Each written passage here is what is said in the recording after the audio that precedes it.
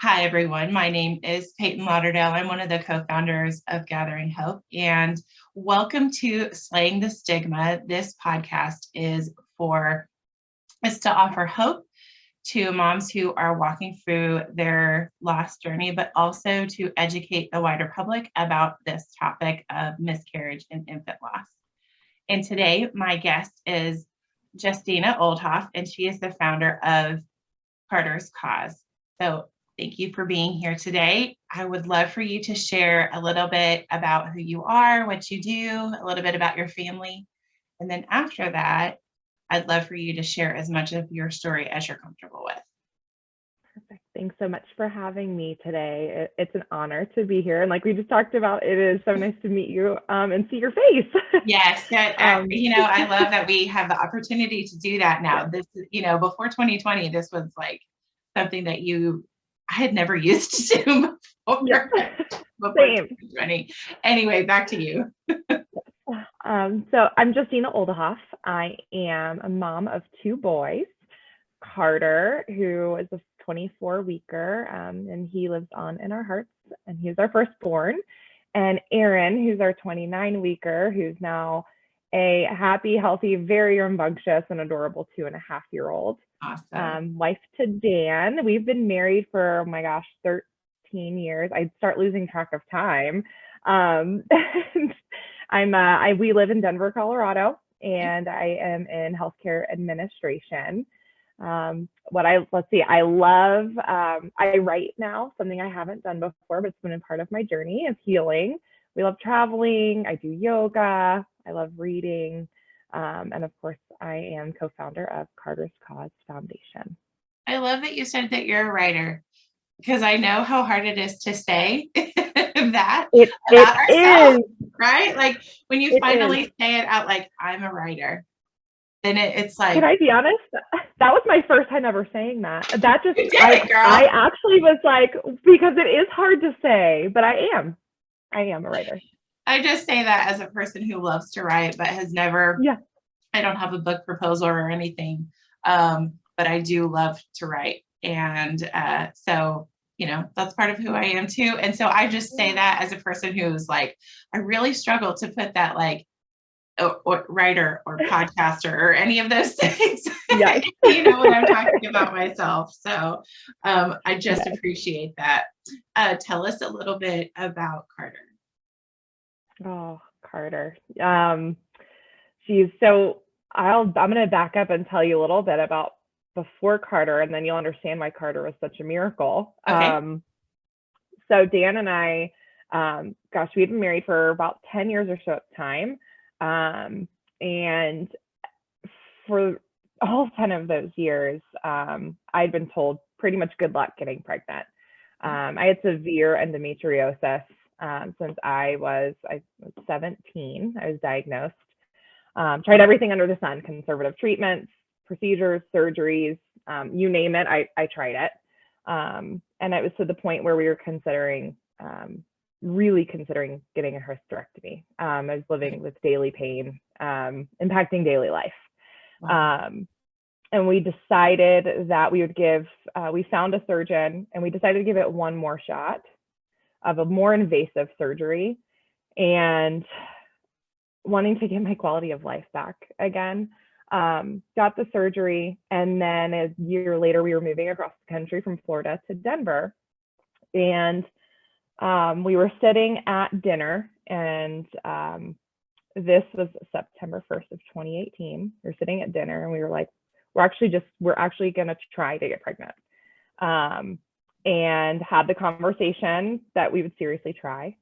Okay. And September 3rd, 2018, I actually found out I was pregnant with Carter. Wow. And and that was a miracle for us that I was pregnant. And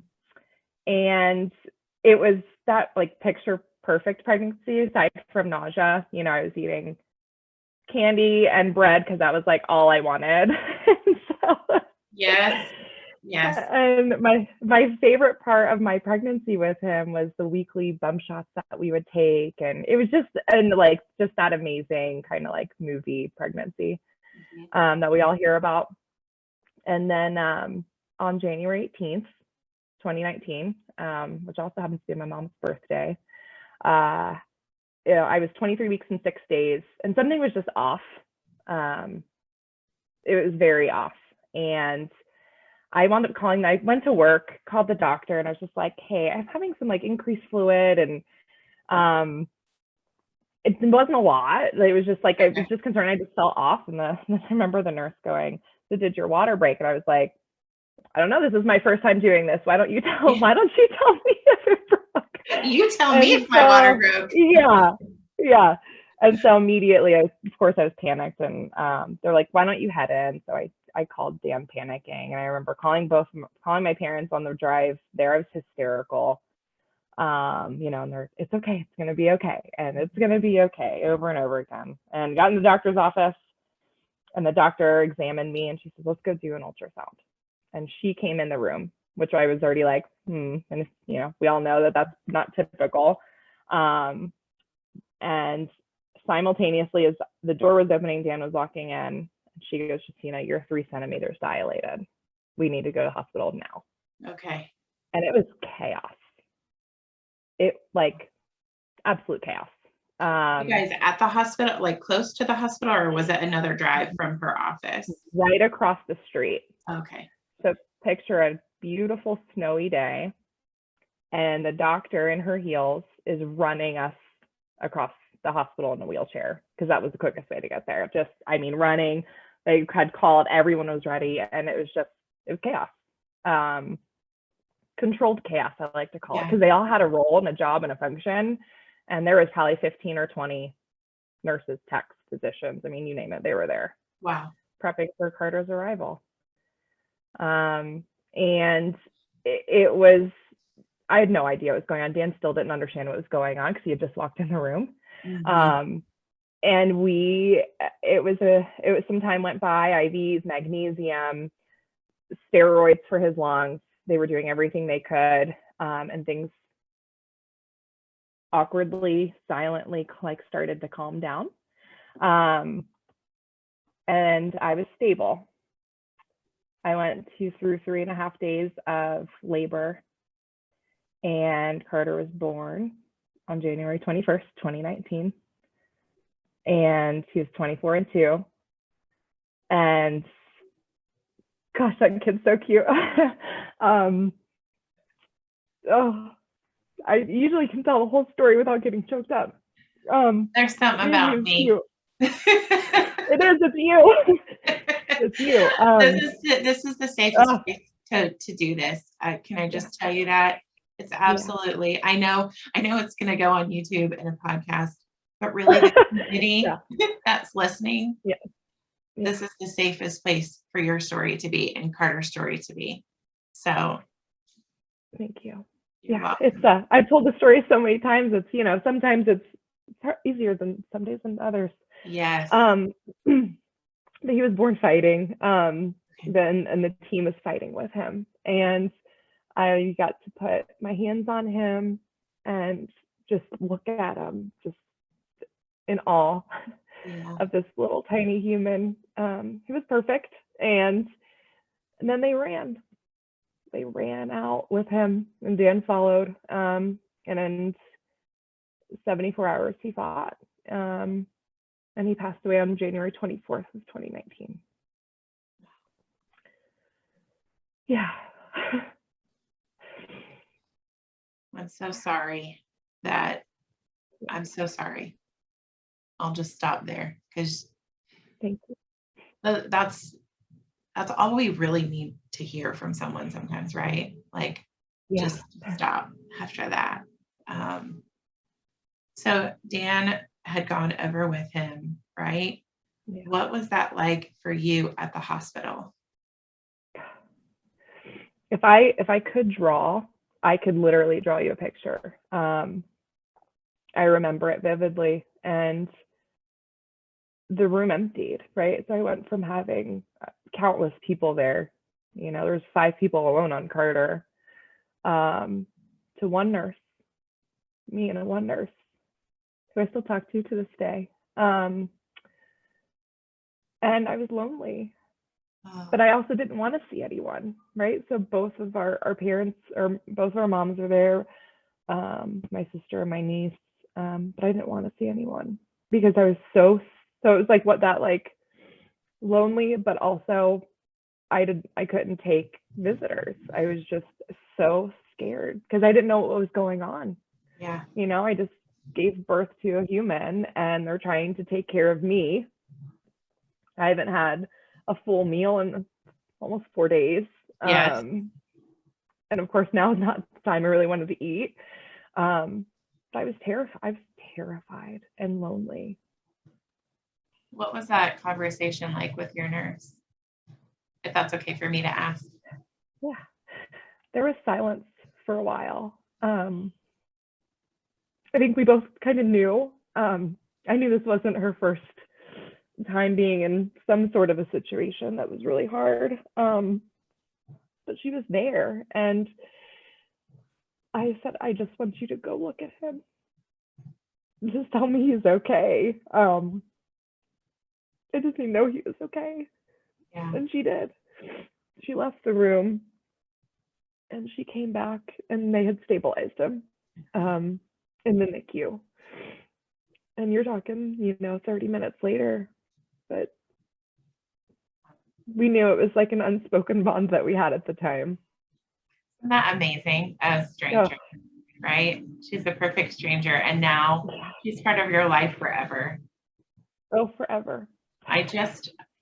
That is one of just the most miraculous things that as I hear more and more stories of women, it's like, I'm instantly bonded to this person I've never met.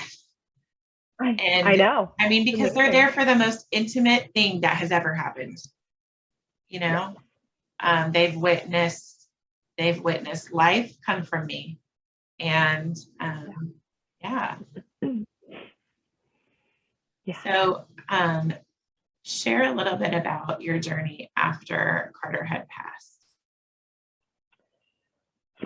Yeah. I think I sat on the same couch for a while. There's still a cave from where I sat for so long.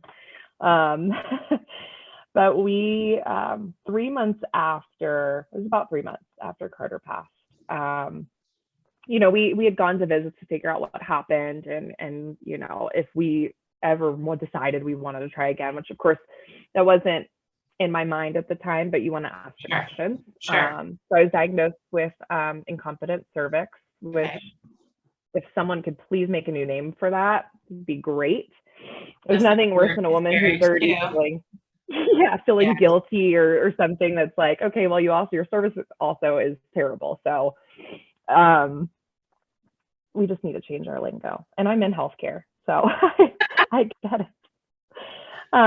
But so I was diagnosed and they said I would automatically be high risk, but there's things we could do. I got put on birth control immediately after, as soon as I could. And I want to say that was probably at like my 6-week appointment.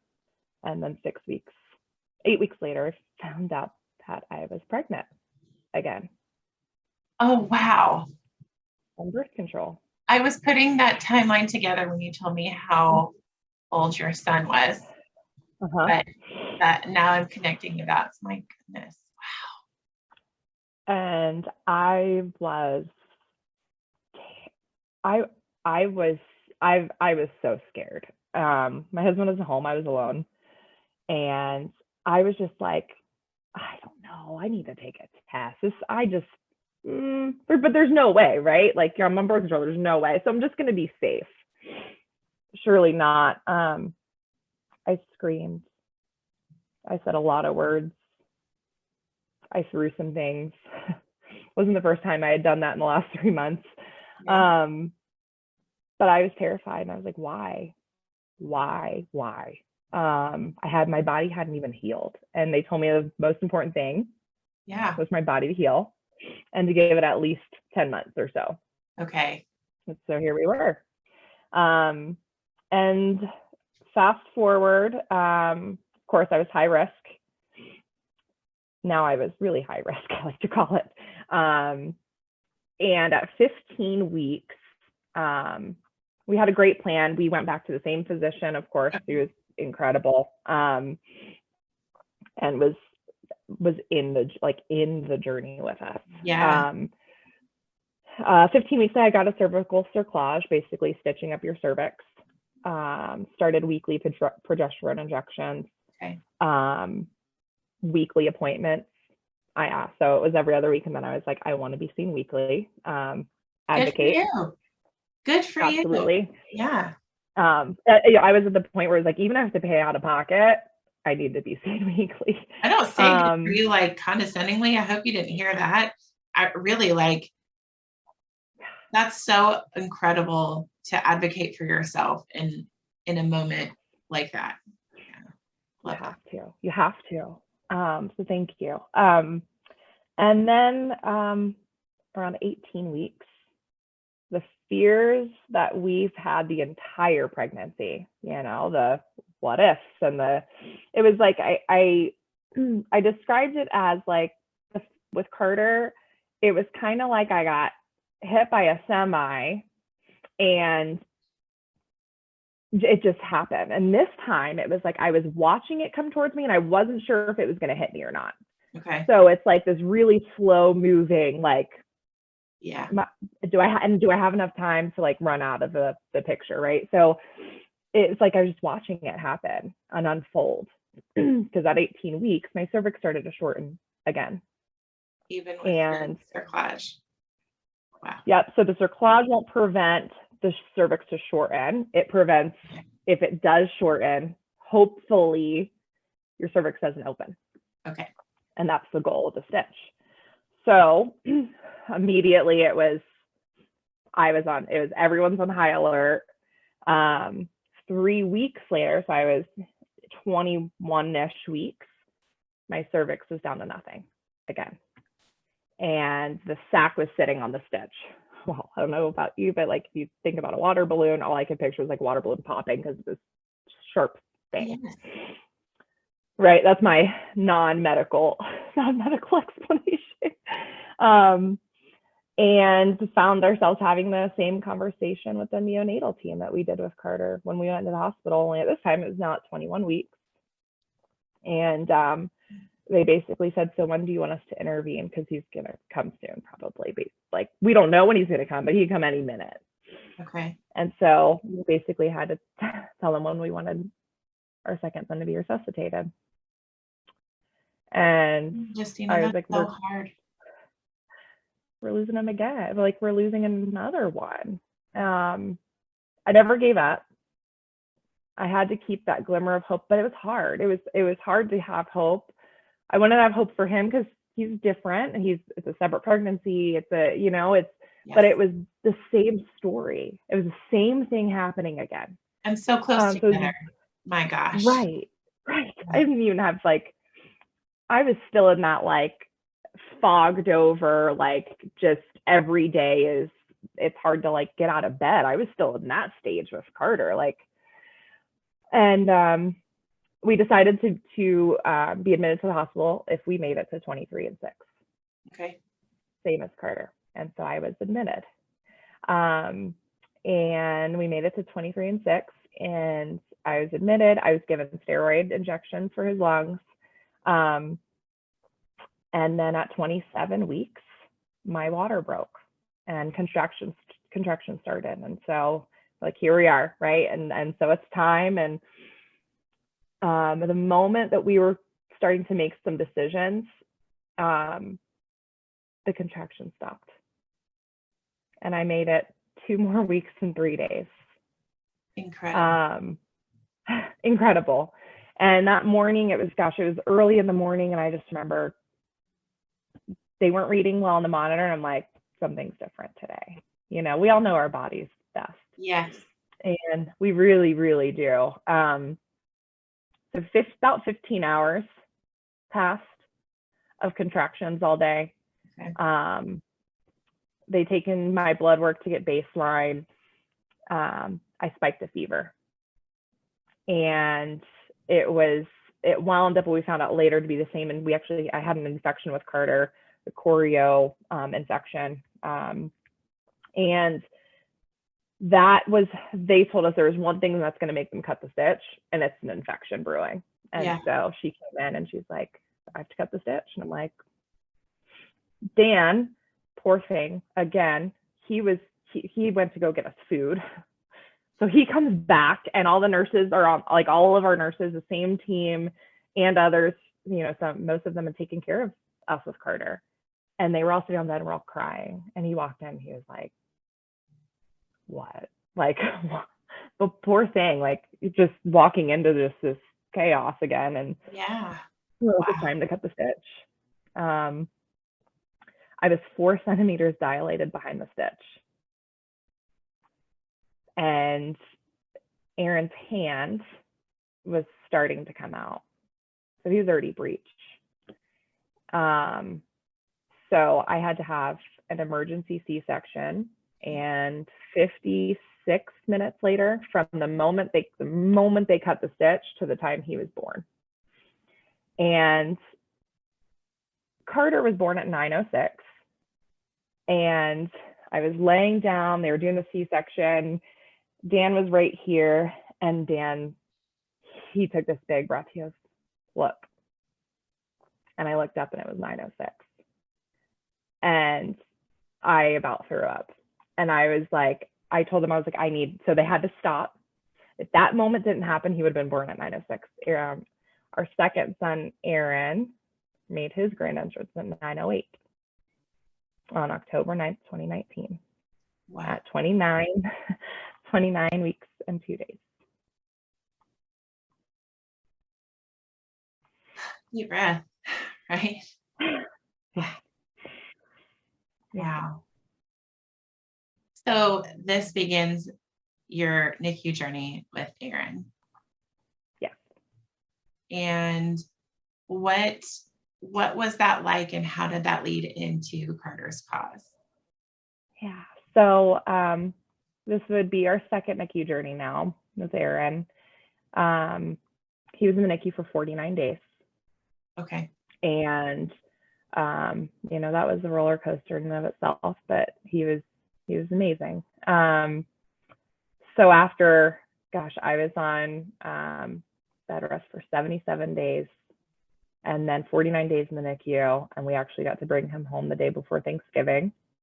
Oh, wow. After, yeah. So we got to have, and he was about 36 weeks gestational age. Okay. So we had all that extra time with him. After 7 days of him home, we were back in the NICU for another 7 days. He got RSV. We don't know how. We didn't see a soul in 7 days. And we got to bring him home for a second homecoming a week later.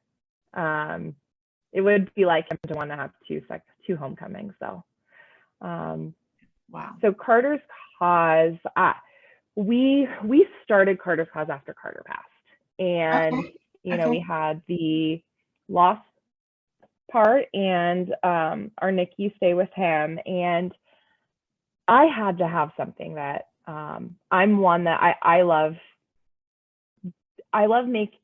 trying to impact someone's life, and that's one of the reasons why I'm in healthcare. And whether it's a colleague, I'm not in direct patient care, or I'm indirectly trying to impact in some way. That's just what keeps me, keeps that drive, and has since I started my career. And this was similar in that I needed to make a change, and I needed Carter's legacy to live on through it. And that's where the foundation came from. One of the big pieces that we realized and experienced is because of the chaos, right? It's this, you probably haven't had a NICU stay before, if this is your first, or when you haven't had a NICU stay before, and you may likely not know someone who's had a NICU stay, or loss. And so there's, so you start doing the Google machine, which is horrible to do, right? And so I was like, I want a one-stop shop for parents who are only in a NICU journey, are only in loss, or have a little bit of both, right? Because while it's all of it. And right. And so that's where it really started. And then after Aaron's NICU journey and the pregnancy after loss and then parenting after loss, it was like this whole gamut of experiences that I could bring together with an amazing team to change and impact and give hope and encouragement. And so we strive to provide resources and support through multiple channels for NICU parents, lost parents, NICU and loss, and their support systems. Okay. And that's through our website, social media, from words, like I said, I write, also through ways to honor, ways to give back to the NICU after, when you're in the NICU, what's the support system say, not to, things that we recommend saying instead. So, and then having on our website, just all different resources of things I wish I had. There's medical resources everywhere. This is more of the emotional component of it. Yes. And I didn't find there wasn't a one-stop for all of it. That's amazing. What amazing work that you're doing. I think you're so right that there's either just this segment, of the NICU journey, or there's this segment of the loss journey, but bringing those two together, realizing that there's so much overlap there, is what a beautiful way to honor Carter. I love that. Love what you're doing. Thank you.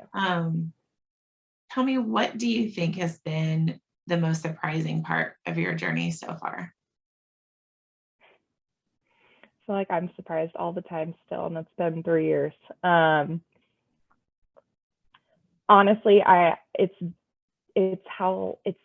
the evolution of it, of it all. It's the evolution of the grief, the evolution of the trauma, the evolution of the PTSD. Yeah. That doesn't just go away. It doesn't just, in the beginning, you wonder if this is going to be forever. Mm-hmm. And it is, but it looks different. And so I think the biggest thing is that how I've changed, how everything has changed. But yeah, there's still a piece of that world that's frozen in time almost. Mm-hmm. As you know what I'm talking about, right? It's that's really been my biggest surprise. Thank you for sharing that. Yeah, it does morph and change, and then there's 2 steps forward, 3 steps back, and then again 2 steps forward, 3 steps back. And I think that we have to, if there's one thing that I could speak to that, is just to be gentle with yourself and realize, I don't want to say everything's normal, right? Because each woman has, different experiences where they might need emotional support or professional support or something like that. But it's not static, right? It's not going to be this way forever, but it's also not going to be that way forever. And I love the word that you used, evolution, that really sums it up beautifully. It is an evolution of us, of our grief, our story.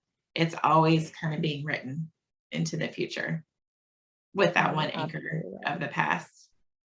Yeah. Yep. I know that this happens to you a lot, given what you do. So what is it that you tell moms who are brand new to this journey? What do you tell them?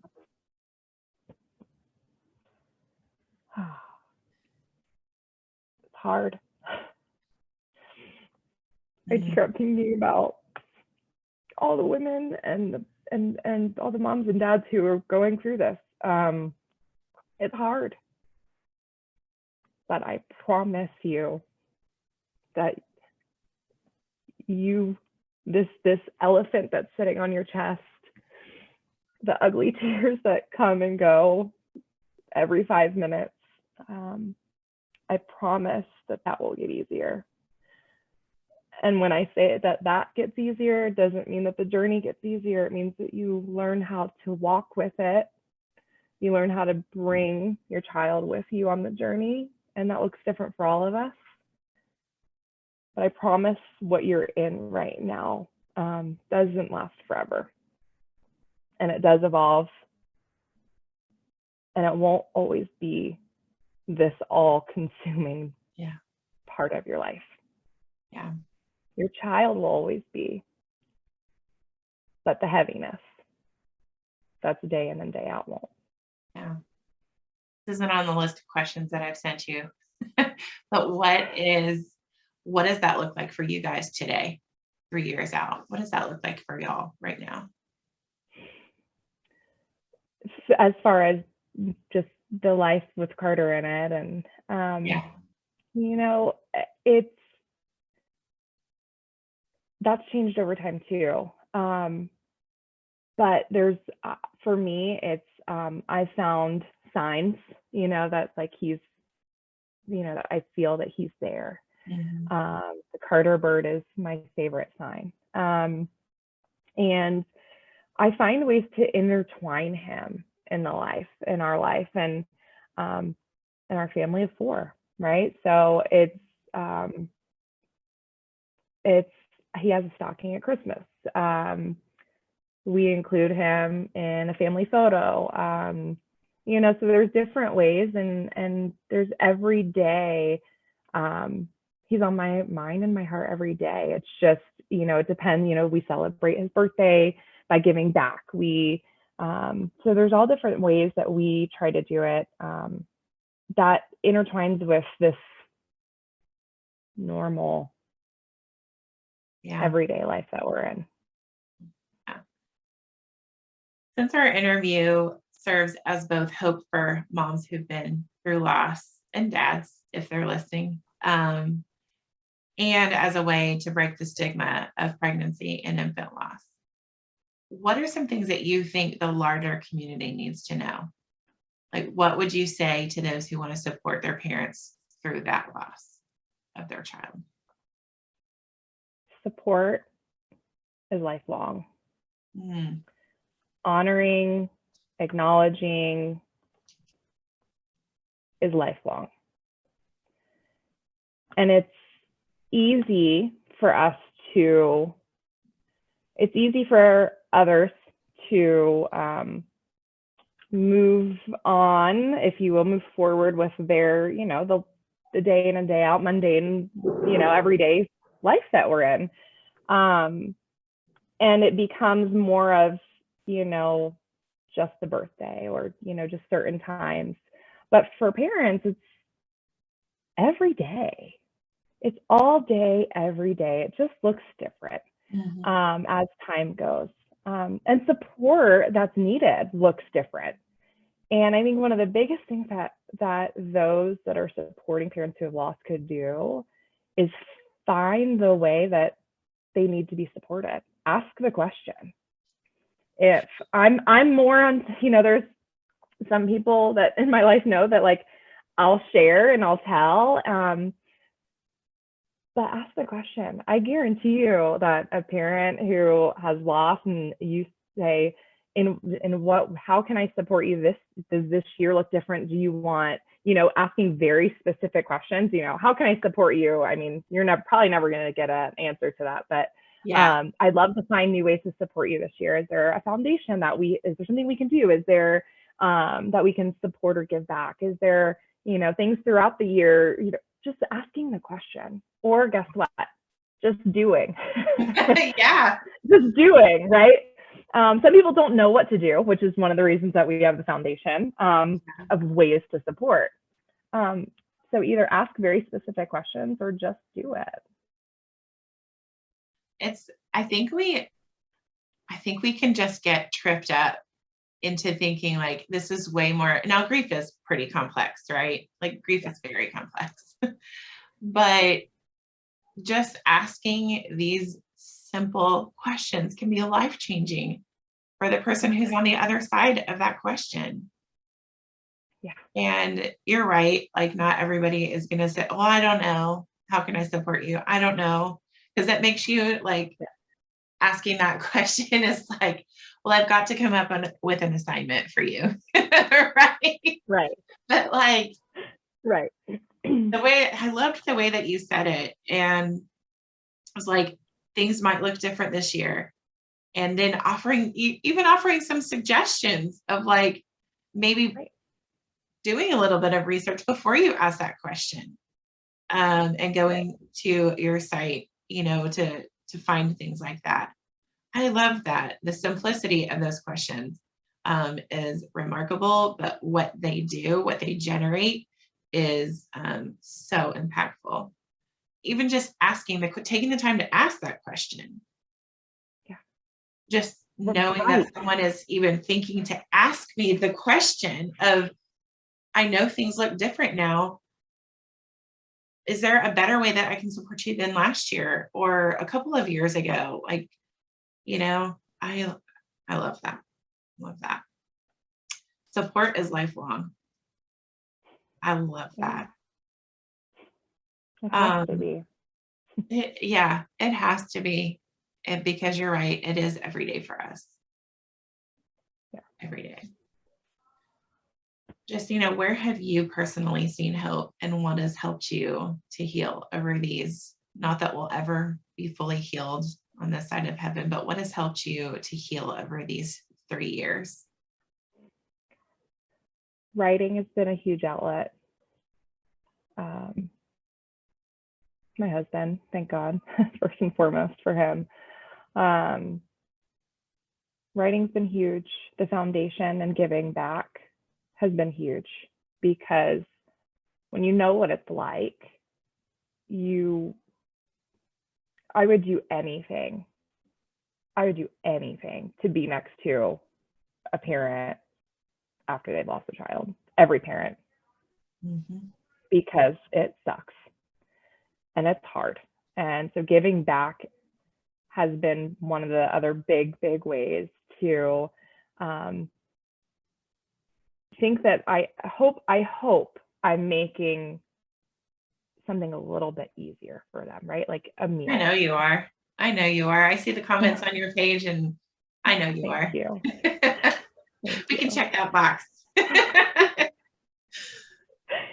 And the people that continue to show up all the time. Like I get random texts, and they're my favorite. Look at the crescent moon tonight, thinking of you, because the crescent moon is the big symbol of us with Carter. Okay. I had someone who I've never met in person, but she's on our committee, and sent me a moon and a star, just like these cute little like charms, just randomly one day. And I was like, how, like, just, and those are really the big things that have helped me continue this healing journey, and have kept that one foot in front of the other every day. And of course, I would say, I think one of my big things with Aaron, and this is why I waited for this one for last, because not everyone who is lost has or is going to or can. So I say this with great sensitivity, but Aaron has been a big part of that too, because he's done things that I'm like, God, Carter's watching over him all the time. Mm-hmm. And I know that, just in things he's done. He says Carter bird. He's one of his favorite stuffed animals is the only stuffed animal that we had from Carter. So it's those little things. For those two boys. Yeah. How sweet. Yeah. So as you were healing without the benefit of Carter's cause already being established, are there any resources that were helpful to you, or that you can point women to as they go through this journey? Yes. So reading was a huge one for me as well, and still is. There are a variety of books, and I would say they're like blogs or articles that are that provide hope, and not and we filter some of these, right? Because there are some that are a little bit more dark, and that's okay, because there are some more there's dark times in the journey. Yeah. But all the ones that we've really filtered out are ones that are giving that encouragement and hope. So reading has been huge. Podcasts have been huge. Because the biggest thing is you want to know you're not alone, Yes. right? We need this. It is so dang lonely. And I would say the number one piece before I even started the foundation was, and continues to this day, was connecting with other women and moms who have lost. And that's something that we can help do as well. And we have committee members who are willing to talk to other moms and I love that.